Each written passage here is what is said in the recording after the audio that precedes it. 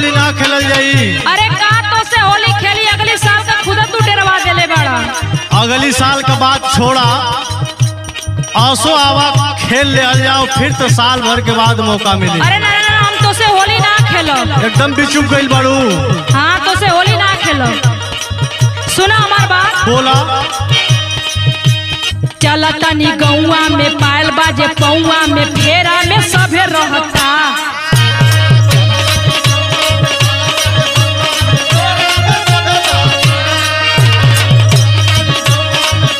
सुनत हवा ना?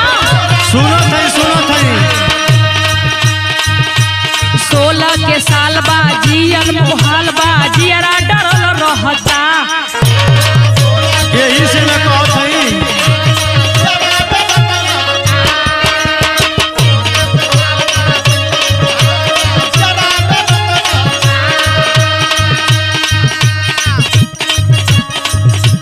चलतनी गौवा में पायल बाजे पौवा में फेरा में सभे रहता। 16 के साल बा जियन मोहाल बा जियरा डरल रहता। सुनाए जीजा। बोला बोला। जीजा होखे ता जवान तनी कर परेशान तनी दूरे रहा हो। तो हमारो बात सुनला। सुनावा।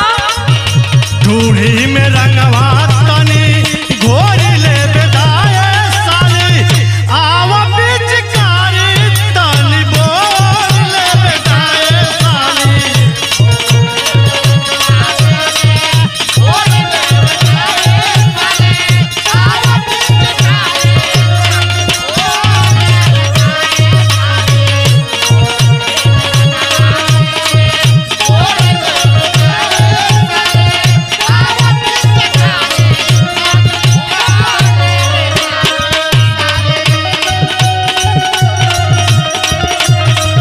क्या बात है?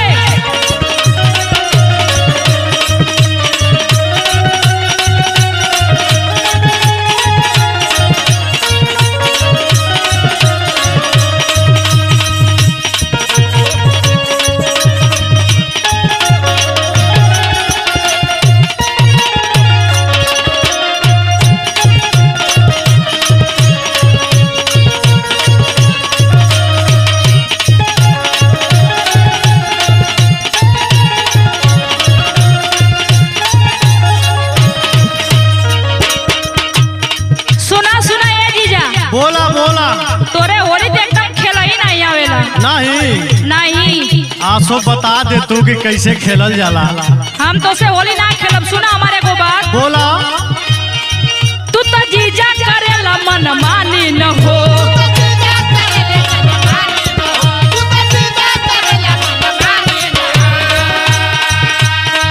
रंग छोड़ी के डाले ला पानी न हो। ऐसन बात ना है। अरे हुए ना। रंग डाला ना तोरी पर चढ़त ना है। तू तो जीजा करेला मन मानी न हो। रंग छोड़ी के डाले ला पानी न हो।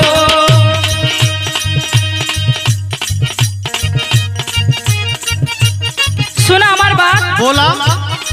तू त करबा जियान मोरा कोरा समान जिन मुअल करा हो।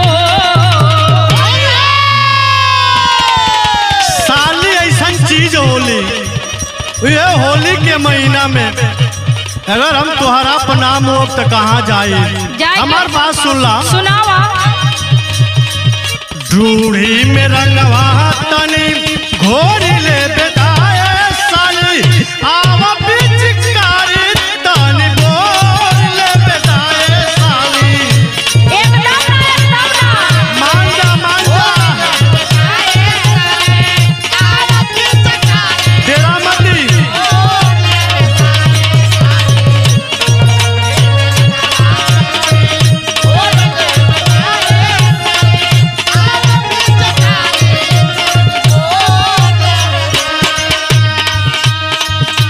ना मनबू। एकदम ना मानो। मान जा। अरे ना। अरे जीजा साली कैसा रिश्ता होला हो। तोरे होली एकदम खेला ही नहीं आवेला। एक ठे बात हमार सुना। अरे बतावा।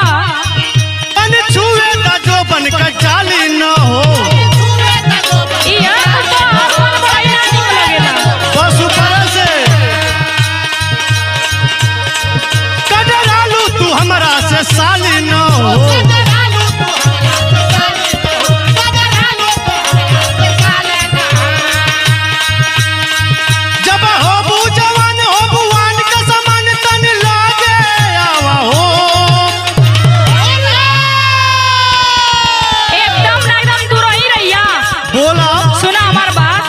बतावा।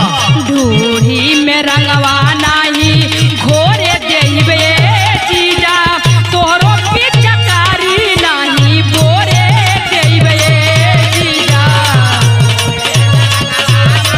एकदम क्रिया खा ले बाबू का।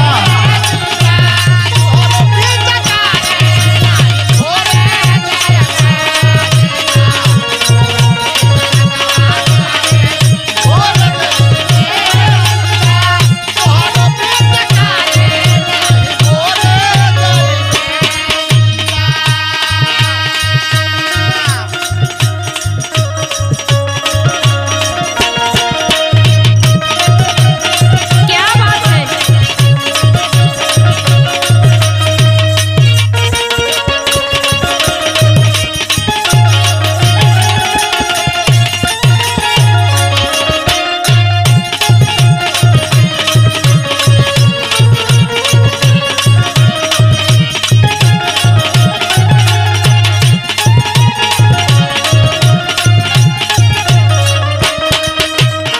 एक ठे बात हमार सुन ला, कौन बात हो? ई मौका बार बार ना आवेला।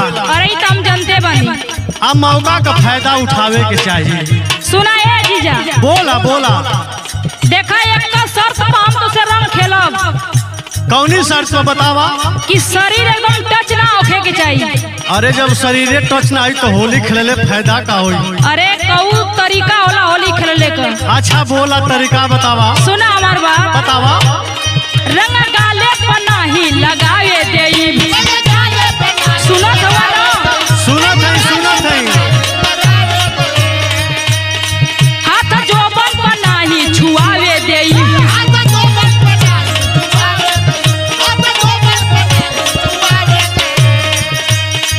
रंग गाले पर नाही लगावे देई, हाथ जोबन पर नाही छुआवे देई। एक बात और सुना, बोला बोला। दिखे जइहा जो जान बबलू बात ले बा मान जानी जुवल करहो।